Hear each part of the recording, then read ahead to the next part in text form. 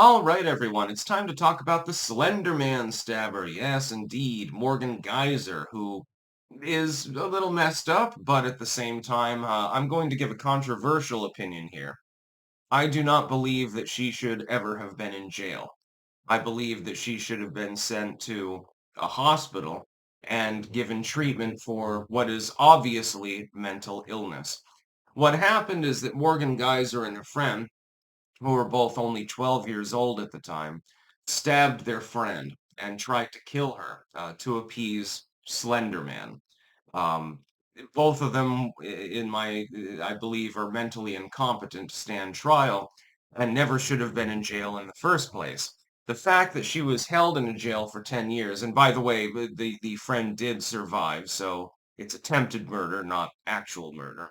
While regrettable, and while it shouldn't have happened, if a person is in the throes of delusion to the point where they're not capable of establishing the difference between reality and unreality, when they think that a creepypasta character is commanding them to stab their friend, I would think that that would be a competent legal defense in favor of simply being put in effectively the nut house. Unfortunately, we've removed our medical system and its a mental health apparatus. That became a problem, I guess.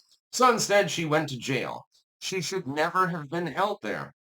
You don't need to punish somebody when they don't understand that what they did was wrong.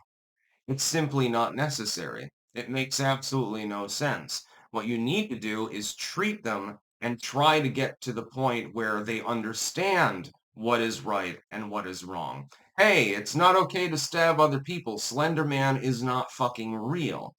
That's basically what should have been done. But that's not what was done. I've noticed that the justice system is not a justice system at all. It's actually a pile of bollocks more than anything else. Administrated by the government, I'm not particularly surprised in the fact that it's corrupt and makes absolutely no sense.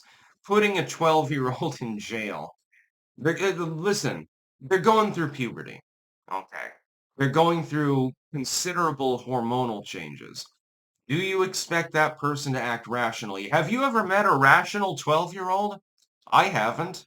They don't appear to exist. It appears to be the equivalent of a unicorn. Now, if that person has some underlying mental disorder of some sort, necessarily it's going to be amplified. But that's not their fault. They can't help the fact that they're going through puberty. They can't help the fact that they've been maybe indoctrinated by some online content. Do you punish them? Yes. But you punish them by trying to rehabilitate them. They didn't kill anyone. They attempted to. You're trying to prevent them from trying to do that again.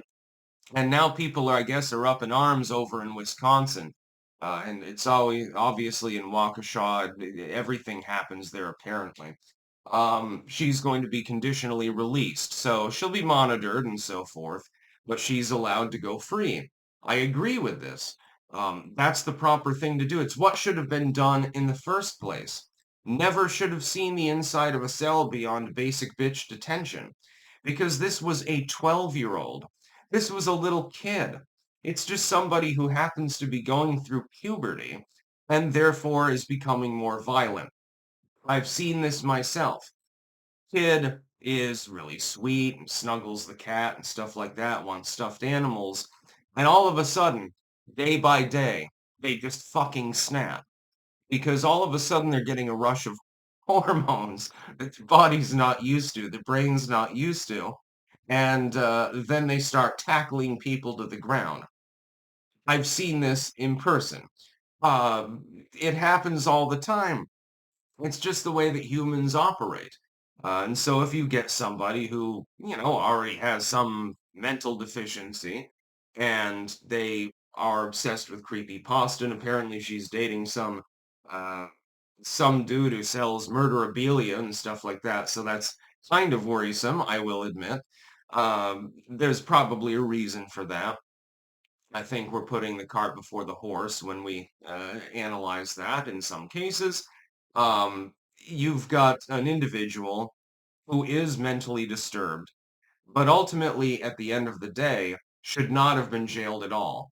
Jailing a 12-year-old in general is wrong. I don't believe in doing so. When somebody is at that age, there are punishments that can be administered to a person when they do something that is clearly wrong.